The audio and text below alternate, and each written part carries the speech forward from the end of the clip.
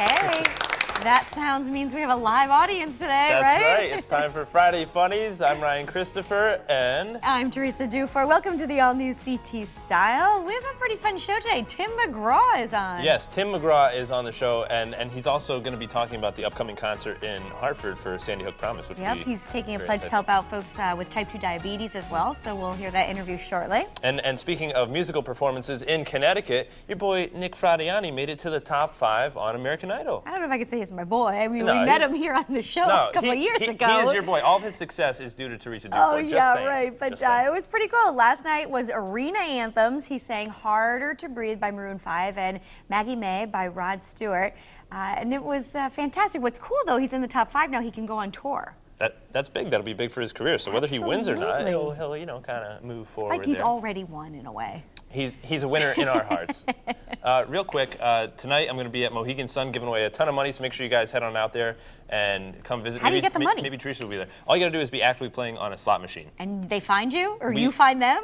We find them somehow. Random selection, but you got to be on a slot machine. You have a chance to hop inside of the cash cube to win up to $5,000 in cold hard cash. Pretty cool. Wow. I would wear cargo pants. I'd have lots of pockets. Is that all allowed? Extra maternity clothes, just taking it. Just keep piling it in. I might wear your maternity clothes. I don't know if you're eligible to win, right? No, right? I'm not. Hey. All right, we have a shout out. We'd like to recognize our fan of the day. Hey, I know Steph Betancourt. She's from Waterbury. Yep, she says that she loved that we mentioned Salim. Oh, and she's in that neighborhood. He works in the east end of Waterbury. Okay. She was talking about Shred It. Happy we recognized it there. She's also a big fan of these guys. This is the Brass City Brawlers. They made it to Florida this winter and won their division. That's pretty good. You don't want to mess around with them. No, they're brawlers. Brass City Brawlers. Hey, whether you're a brawler or not, we want you to connect with us. To be our fan of the day, connect with us on Facebook, Twitter, Instagram, send us a letter, whatever you want to do. We want to hear from you, what you think about the show, and just hear what's going on in your life and here in Connecticut. Now, tonight, the world is finally going to be able to hear about Bruce Jenner, his transformation, the interview with Diane Sawyer. Have you set your DVR? Mine's been set, I think, for about a week. Well, I'm going to your viewing party, actually, so that'll be good. It's tonight at 9 p.m. right here on Channel 8. And if you stick around after, at 11 p.m., Allie Reed has an exclusive with a local twist on it, which will be great, all about the transgender community here in Connecticut. And today on the show, we're going to sit down and talk with Miss Transgender New England, Jasmina Andino, and hear a little bit about her story. Absolutely, and she'll be telling us about her perspective on Bruce Jenner with that local twist. So that'll be great. Coming up at the end of the show. And how nice would it be to pay it forward with the perfect diamond, Teresa? You have quite the impressive diamond there. Nice diamond, but this one's pretty intense here. Someone bought the perfect diamond here for $22 million at an auction in New York. Now get this, Rye. This is good. This is what you want to get when you're ready to get engaged. Yeah. 100 carats. And That's it's a lot flawless. Of carats. No celery there? Start just saving. carrots? Start saving, my friend. Wow. It's the largest of its clarity and cut to ever be shown at an auction.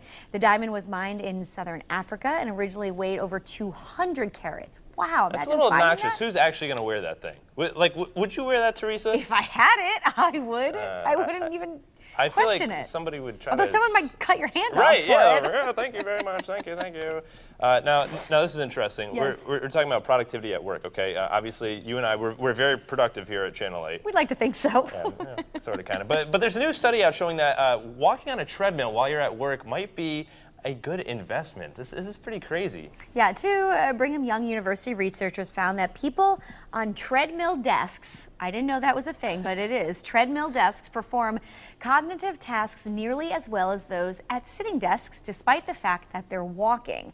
Now, the researchers say walkers, however, showed slight decreases in processing speed, attention, and typing words per minute. I get that. They're trying to do how many things at once there. This just looks weird. But the overall drop was not significant, and the health benefits of treadmill desks seem to outweigh the productivity.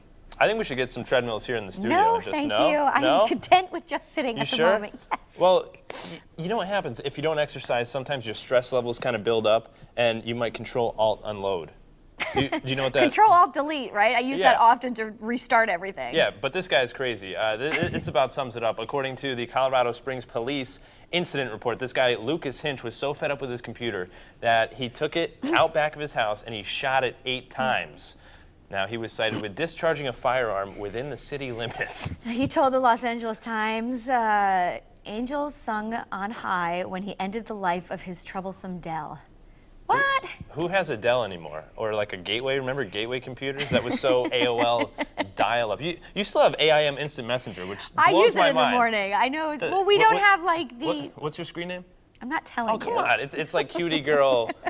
It's from high school. Something, Let's yeah. put it that Traffic way. It girl is old. cutie, hey. All right, now here's a way to sort of decrease your stress levels. It's a new trend apparently. It's called grown-up coloring books, and they're apparently a top 10 seller on Amazon.com. Wow, would you find this relaxing, Ray? Just sitting there coloring? Who has time to do that? Ain't nobody got time for that. But there you go. There's all different books you could choose from. You could paint animals or classic paintings.